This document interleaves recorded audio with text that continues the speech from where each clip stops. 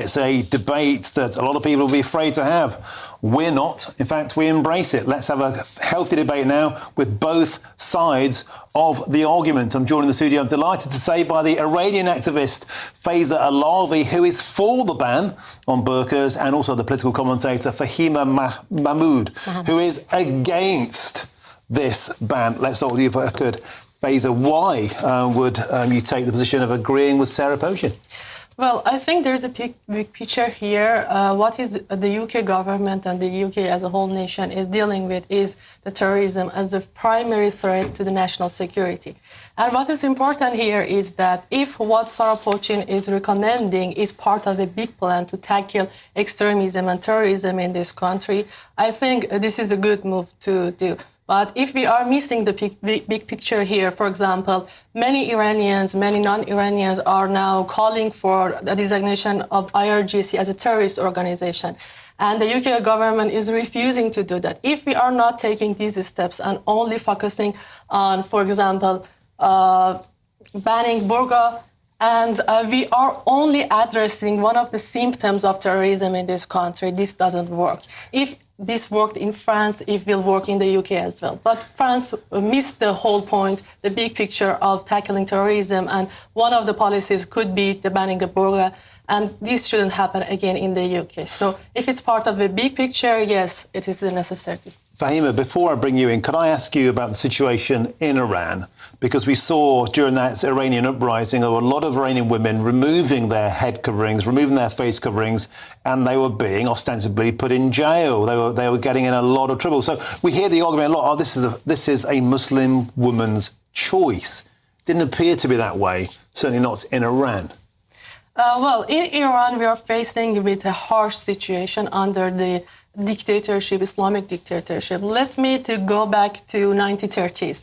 We had the kingdom in Iran, and at that time, Reza Shah the Great, the king of Iran, was implementing a holistic set of policies in the country. One of them was exactly kind of the similar thing that Sarah Poshin was recommending, banning women to covering their face, and it was kind of similar there to burqa.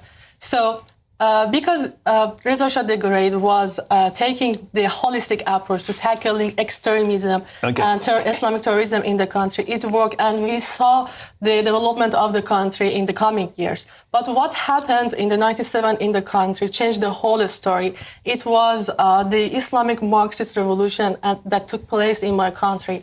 And as a result, we are facing the similar issue, the kind of the issue that refusing to taking off your hijab can get you killed. OK. Fahima Mahmood, you've been waiting very patiently to have your say. Presumably you are dead against the notion of any form of burqa ban on British soil. Why is that? Well, firstly, what's just been said is completely contradiction, because firstly, it was said in Iran that women are terrorized. OK, and here it's been said that for wearing the burqa, they are the terrorists. So which one is it? And secondly, when it comes to Sarah, talking as a female MP for the first time, where she could have really raised issues with regards to domestic violence that is really on the rise right now, when it comes to, mental health in the women's prisons and so many other issues, she picks on the European far-right nationalists and wants to copy them in British, not secular government. Hang on. Are you saying that the electoral processes of France, Belgium, the Netherlands, Denmark, Austria, Switzerland, Bulgaria, Germany, Italy, Latvia, Norway, you're all calling them far-right extremist nations? No, the ones that have gone for the ban, I've got the actual results here. All of them that called for the burqa were non-secularists. I mean, they were they were extremists. They were from the far right, like Geert Wilders, whatever his name is. And they were the ones that actually were calling for this. So it was those parties that Reform tries to say that they're not racist, they're not nationalist, but they're following suit.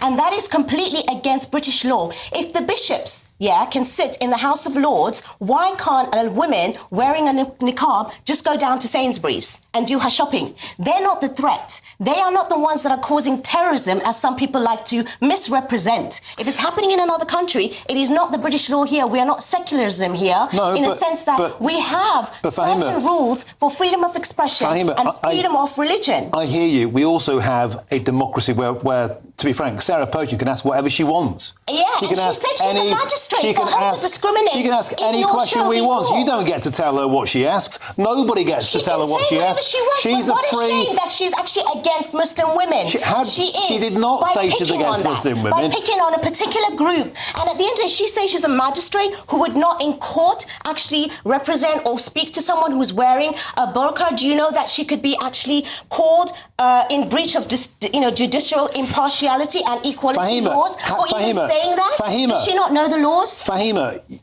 you're big on saying we shouldn't tell women what to wear. You're telling my Sarah... body, my choice. Isn't that what we've been fighting You're telling for? Sarah Potion what she's allowed to think, what she's allowed to ask as a question. She should be better of empowering women instead of breaking them down for unreasonable security issues. We have no gaps in the law when it comes to removing the hijab, removing the niqab, and having that, whether it's courts, whatever. So what she's talking about is actual racism, discrimination, and against a particular group. And whether she likes it or not, that's what it is. And against another woman, from another woman, who has the first time in the Prime Minister's questions to raise some real issues that she has the power to actually focus on. Let me put this to you. One of the points raised by all of these nations worldwide is we have a problem with cultural integration. We have silos in British cities where communities never mix. Well, tell them what to wear. The exact same thing. I must dress like you. I must, have the same accent. Fahima, this doesn't work it doesn't work if you shout. Listen to the question, please. We have silos in British cities where we have scant and decreasing amounts of cultural integration. Do you not think there is a point to removing those barriers so we can all get to know each other better? And one way of doing that could be to remove the burqa. No, because that's really just removing religious identity. That's not, that's coercion. That's telling someone what to wear. And I'm not shouting. I'm in anger because there is a focus. And I'm really passionate about this. Don't confuse what I'm saying with anger and aggression when it's passion against women. And at the end of the day, when another woman is bringing down someone for no particular reason, there has been absolutely no terrorism for women that have been in this country that are wearing and dressing. They wear an extra layer of actual material where they can barely run, not wage war. They're just walking down the streets. This time, you've been waiting very patiently, Faezeh. Let's bring you in. A lot has been talked about there. What's your take?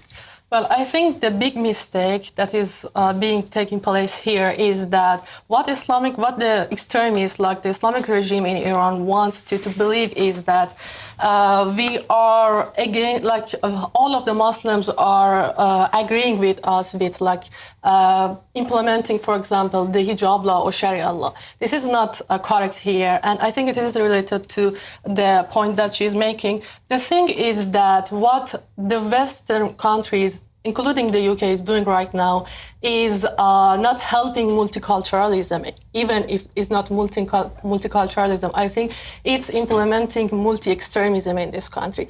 You should give the opportunity for moderate Muslims to speak up against the horrible experiences that they had in their own countries. And if they are even in the British soil, I think they don't have the opportunity to speak up for what is real and what they believe in. And all of the conversation, all of the debate is putting us into the point that only extremism have the voice among Muslims to speak up in this country. This is a big issue. And Fahima, isn't that the point?